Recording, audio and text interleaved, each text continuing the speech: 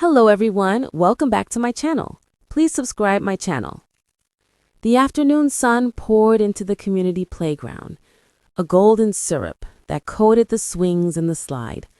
For Maya, it was a kingdom of endless possibility.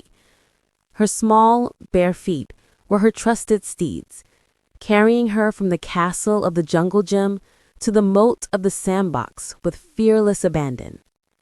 The cool, textured rubber of the safety matting, the sudden shock of a damp patch of grass, the gritty warmth of the sun-baked sand. These were the secret messages of the world, transmitted directly through her soles. Her mother, Clara, watched from a nearby bench, a soft smile playing on her lips. She saw not a child in a state of undress, but a creature in its natural element, feeling the planet it lived on. It was a philosophy, a small rebellion against the sterile, over-sanitized world. Shoes were for sharp rocks in grocery stores.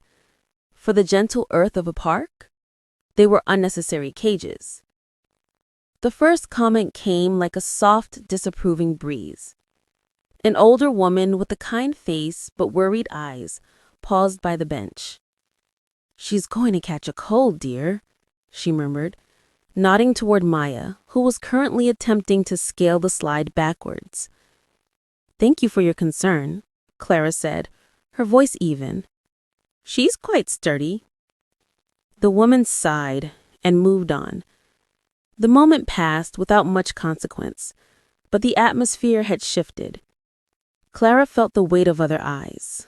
A man in a business suit frowned as he scrolled on his phone, his gaze flicking from his screen to Maya's dusty feet.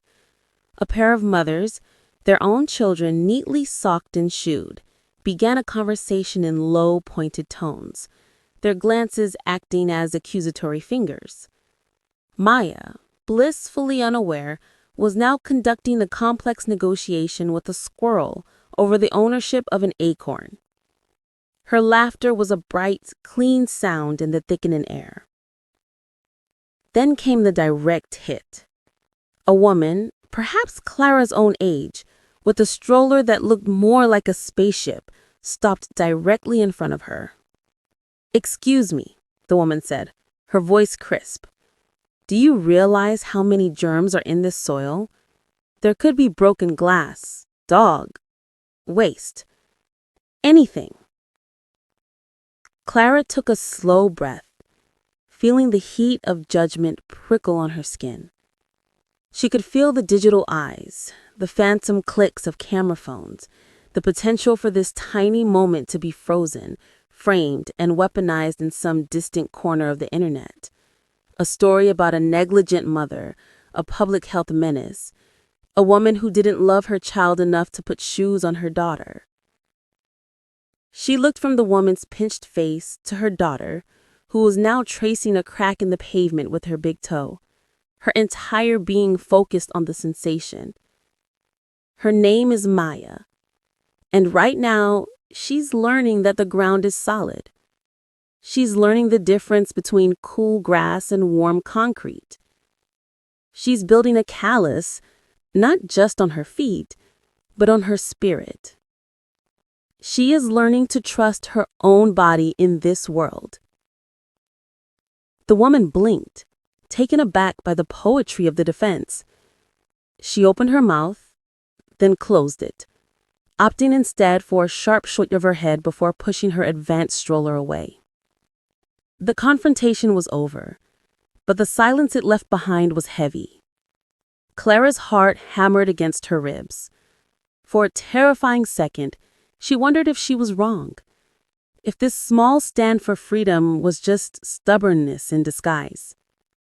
Then Maya abandoned her squirrel and ran toward her, her bare feet slapping a happy rhythm on the ground.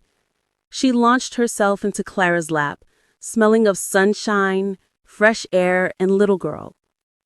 "Mama, the dirt is talking to my feet," she announced, her eyes wide with wonder. Clara hugged her close, the fear and the judgment melting away in the face of that simple, profound truth. The world could shout its warnings and its rules. It could post its critiques and its disdain. But here, in this small, sun-drenched corner of the park, her daughter was listening to the earth, and Clara was listening to her. And that, for now, was the only conversation that mattered.